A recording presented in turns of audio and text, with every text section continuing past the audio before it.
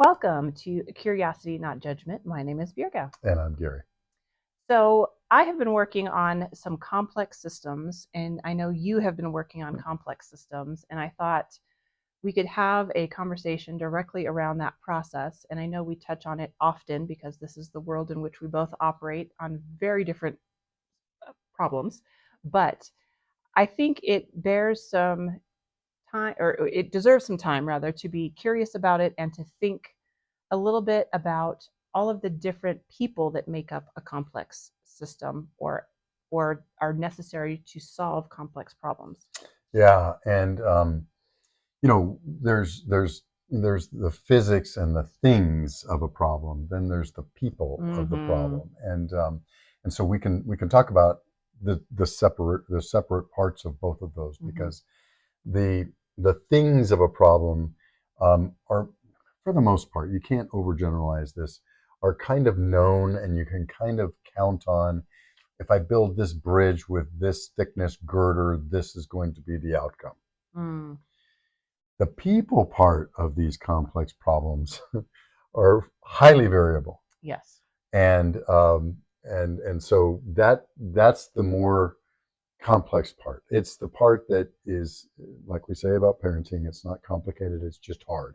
You say, well, we just need to get everybody's agreement on this, and then we'll go forward. Mm-hmm. Good luck on that. Exactly. Well, that is a very interesting statement that you just made. And so you tend to deal with physical things. Both. Remember, as an engineer, I will tell you, it's never the technology, it's always the psychology and the economics. Okay. So that pulls in all three circles. I Mm-hmm. left one out, and that's the economics, right? Because Mm-hmm. it has to make sense economically and sustainably.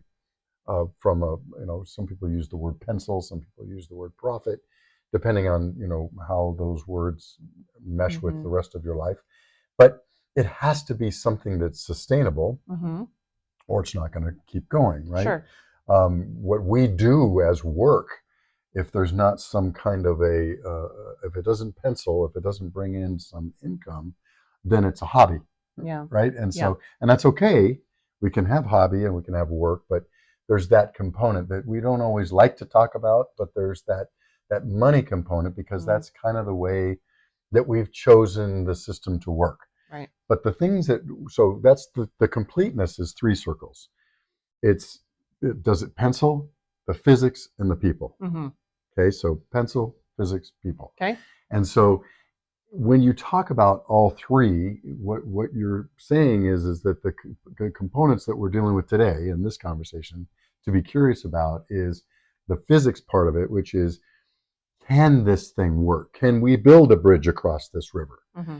Then there's the whole psychological part of it, which is, should we build a Who even bridge needs to across get this? across the river? Who needs to get across the river? And Yeah. then that comes to another set of P's that I like to talk about, which is policy, politics, public perception, Mm-hmm. public awareness, and all of those things. So bringing all that together is what makes things complex. Now, in my humble opinion, if we can break them down into components and then explain them simply, not dumb them down, but explain them simply, Mm-hmm. and give it to people in ways that they can understand, all of us can understand, and understand together, then we can make progress. Mm. Does that make sense? There's a lot of P's in there. Yeah, there was a lot of P's.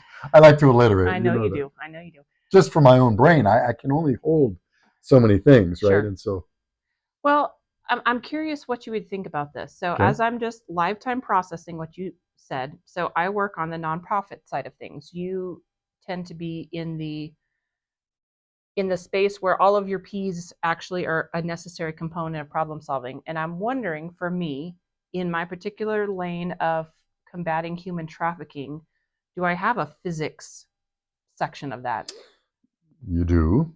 All right, let me hear your thoughts on that. So you have the physical issues of, and things that can come across. Okay, so the physics part, I say physics because I'm an engineer. And so physics to me is all the non-people part lumped together, because I usually deal with complex systems like, data centers and microgrids and energy that has a lot of physics to it. But it really is all of the software and Okay. All hardware right. and so your systems tracking, Got your it. all those kinds of things is the non-people part. Got it.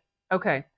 I like that you pointed that out, and I'm hoping that as we walk through this time together, that everybody in their various circles of influence and the things that they're working on, that's beginning to set off some curious questions in your own mind.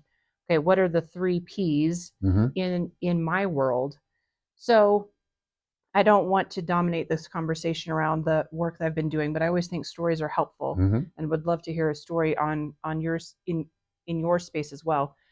So one of the things that I'm experiencing is this, what we call a need for an MDT, multidisciplinary team. Mm-hmm. And the reason why we need this is because all of these systems impact the ultimate outcome in ways that we probably didn't consider, and we need to give a lot of thought to in coordination, in staying out of each other's lanes sometimes, or integrating lanes, whatever the case may be. So let me give you a very specific example. I do a lot of public facing trainings around identifying human trafficking. Mm-hmm.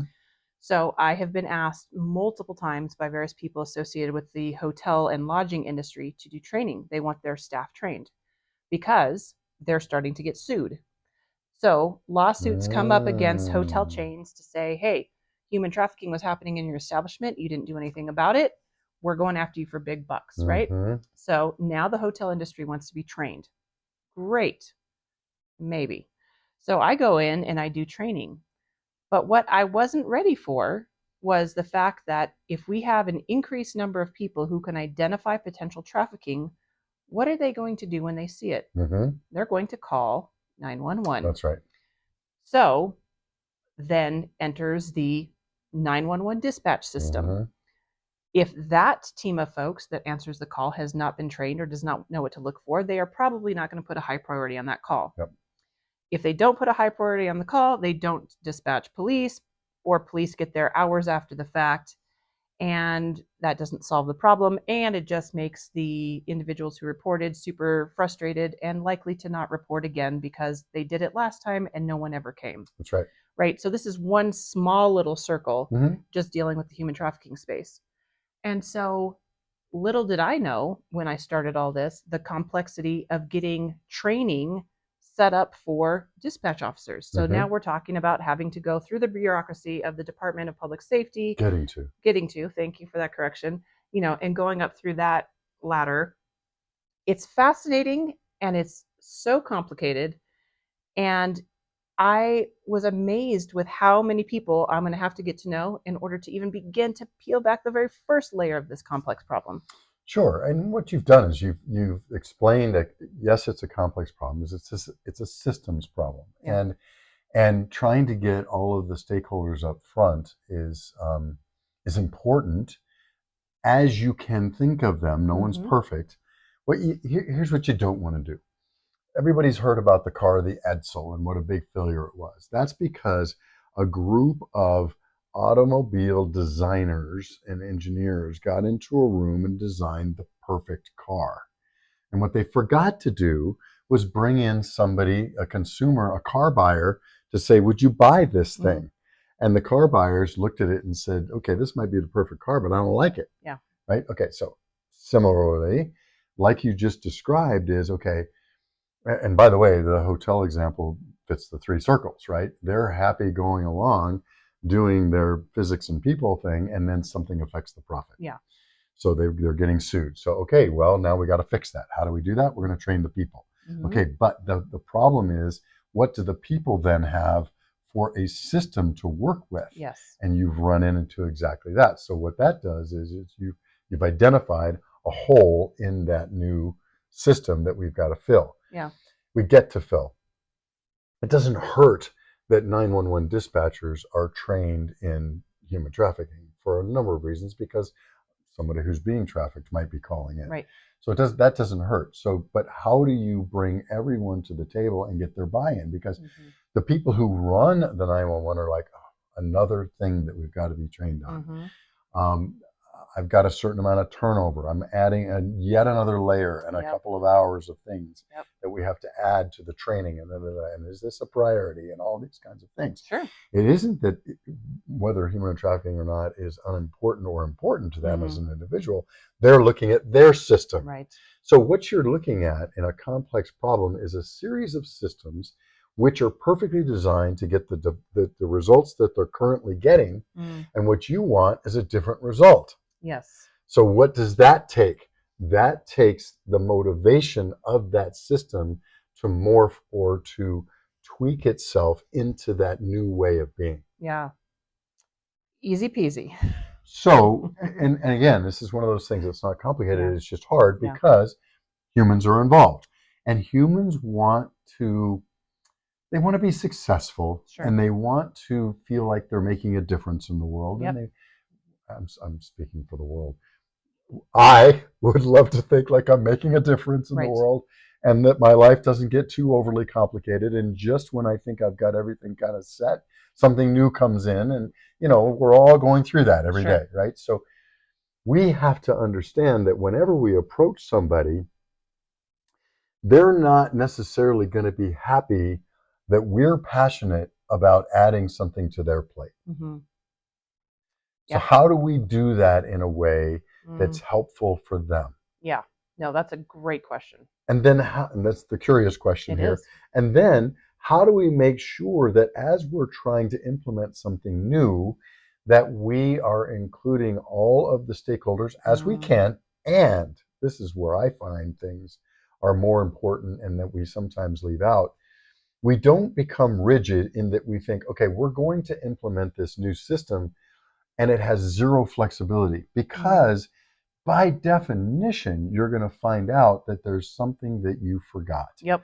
Or there's another system that somebody says, I appreciate what you're trying to do, but it would be better if you did it this way. Mm. So what evaluation do you have in 3 months, 6 months, Mm-hmm. 1 year that says, are we getting the results we were intending to get? Yeah. And what could we do differently that would improve this or make it easier for everyone? Right. Right. Great list of questions. I'm kind of curious, in your world of data centers and quantum computing and solar farms and everything in between, has there been a stakeholder that you were surprised was part of the system that you maybe wouldn't have anticipated working with at the beginning? Well, sure. I mean, I can tell you the big surprise that's happened for data centers. Data centers have been around 50 years. Mm. We didn't used to have protests against data centers when they were in charge of banking and medical and everything that we do on our phone and our emails and all those other things that the internet has brought us. Yeah. Right? What happened? Data centers got big. Mm. Okay. And then people started realizing, wait a minute, especially with the augment of AI and people putting a lot of money into these things. It's like, okay, now they're big. Now there's these things popping up that I don't understand why they're so big, and there's a lot of money. So now I need to pay attention. Mm-hmm. Okay. So as I'm paying attention, here's the 3 circles again. The data center people say, look, we have figured out another income stream that's pretty lucrative, and we want market share because we think this is going to be a big deal going down the road. We will ignore the physics and the people problem for now, A, because we didn't have a people problem in the past, nobody cared. Or actually, the opposite is true, people did care. We'd go to the county commissioners or a city council and we'd say, hey, we want to put a data center here. Here's the tax base, here's the revenues that are going to come to you, and there's not going to be any cost to you. Now there is a cost because you've got people calling them saying, hey, what is this big thing going on? Yeah. How much power are they using? How much water are they using? How much noise are they going to produce? Mm-hmm. Now you've got an issue on the people side. Okay. The physics side, a learning cycle AI data center is a load that's not a constant load like a home where you're flipping off a light every now and then. Mm-hmm. It looks like an EKG. It's just going up and down, up and down, up and down. The current grid was not made to handle that. And current rotating generation, like a recip generator or a turbine, is not set to do that. So we're breaking shafts every 7 months. It's like running your lawnmower Mm. into an 8-inch patch of grass that you've forgotten to mow for a couple of weeks, right? Mm. And so that's causing stress.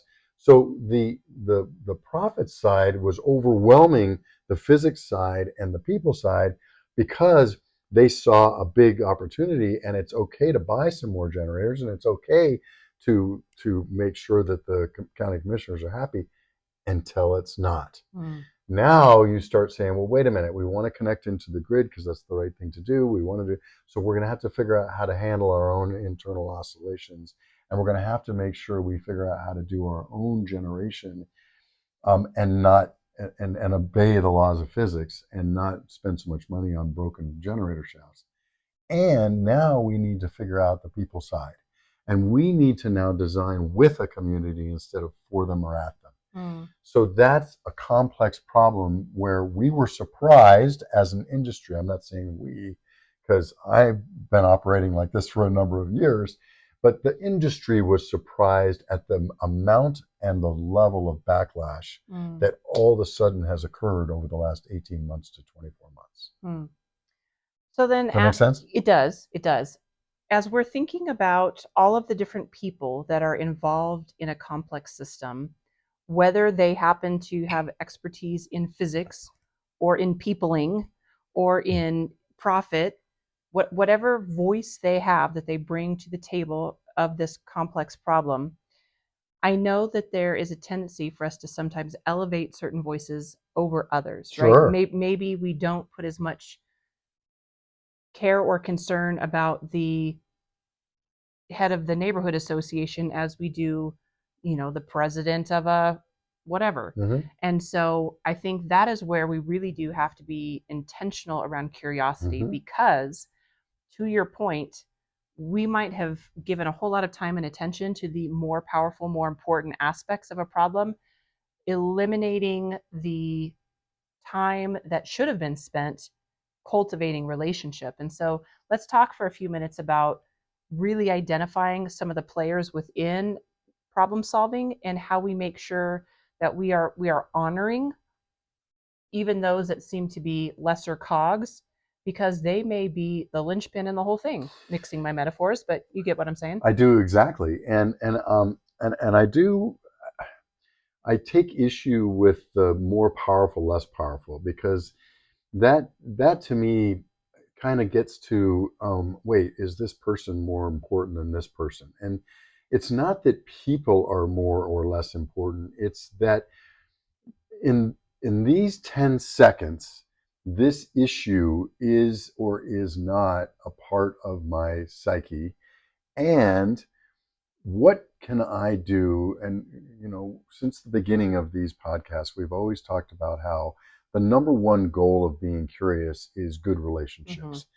And what's the best measure of good relationship is trust. Mm-hmm. In the past, a data center could come into a community and the community could trust that it was doing more good than harm. Mm. That trust has gone away. Okay. Did the data centers consider the people in a community less important or less powerful or less of having a valid voice? No. What's gone on is the data centers have gotten so big that those voices have started to ask questions that these people just were not in the position to answer properly or to the satisfaction. Mm-hmm. And we don't have to talk about whether I believe it's to the satisfaction of the people or not. New York just put a moratorium on data centers for Mm-hmm. a year. So the data says that we, Mm-hmm. I'll put myself in we as data centers for a moment, didn't do a good job of keeping up with making sure that those voices were validated Mm-hmm. and heard properly, and we lost trust. Well, so you asked the question, did data centers not give, I'm going to misquote you, but you said something along the lines of, did data centers not validate the voices of the people? And you said initially, you said no. But I don't know that that's accurate. And I'm not here to fight you over No. how data center PR went. But I think typically with any industry, we don't think about certain populations until they become a little noisier. No, that's right. No, I'm 100% agreeing with you, because What they would normally do is they'd go to the planning commission and the county Mm-hmm. commission, and they'd go to those utilities, and they'd go to the permitting, and they go Mm-hmm. to the all that, and they would do that, and that used to be sufficient. Mm. Now it's not. Yeah. So you're right. What happened was the modus operandi that worked in the past is not now working. Yeah. And so how do we adjust to that? Mm-hmm. And I think you can do a better job of adjusting to that and a not so better job of adjusting to that. Yeah. And I think we're seeing indications that we're not doing as good of a job as we should. I'm using we as data centers, and I'm not representing data centers. I'm saying that the data center industry could have done better Yeah. in providing more education to the people who aren't the county commissioners and or to the county commissioners so that they could tell their constituents. Mm-hmm. Because what's happening is the constituents are calling the county commissioners and the senators and the representatives at the state and federal level, and they're saying, "Hey, what's going on here?" And there's not good answers back. If that if the people involved at that level who are normally involved in that had good answers, Mm-hmm. well, then that would be a different situation also. Yeah. Somewhere along the line, trust is broken.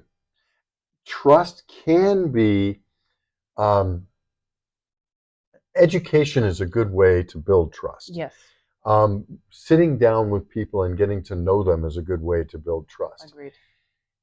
Is it hard to build trust with all, 575,000 people in a given community? Individually, yes. Can we do it from a representative standpoint? Hopefully. Can we do it in a way that works every time? Probably not. Mm. So I think let's move this up a level, not industry specific, but a little bit more generic, so our audience can really take some of these questions and apply them with their spaces where they're, working and living and operating. So I think one of the good, curious questions could be, have you begun to notice an increase in, I'm going to say noise, and I mean that in a respectful way, Mm-hmm. from a certain segment that maybe you hadn't given a lot of attention to before? And can you be very intentional Mm-hmm. about forging relationship with that group of folks from this point on? I think you have to, and I think, and where I would call this is friction, right? And Mm-hmm. I try to go for frictionless transactions, and the way to do that as much as possible is to try to identify the different stakeholders Mm-hmm. and make sure that the different stakeholders' needs are met Mm-hmm. to the extent that you can. You can't do it Sure. 100% all the time, but to the extent that you can, if you're doing something with good intentions, you should be able to address those things up front as much as possible. When you observe that there's some friction or some loudness, Mm-hmm. some noise coming from I don't like to use the word noise because that seems negative. If there are some voices that are all of a sudden coming to the fore that you have not noticed before, it's a really good yellow flag Mm. to say, hey, maybe I should be paying attention to this area, Yeah. this set of stakeholders. Yeah, and then continuing to be curious about what does engaging with the stakeholder look like Mm-hmm. in a way that is honoring and respectful, Mm-hmm. and make sure that both parties are heard and understood. Absolutely, to the extent possible. Yeah. We can't be perfect in all of our communications. I wish that were not the case. But again, back to human beings and people, that's the big variable, and various people are going to be paying attention to various things at various points in their lives, depending on their own journey and their journeys as a community. And what we need to do is to figure out what is it that matters to people, and as much as possible, make sure that they're being communicated to. I think the big thing is make sure that we're not hiding anything. Mm-hmm. I think there's full transparency up front, which there might not be enough hours in the day. But then there's the hiding part.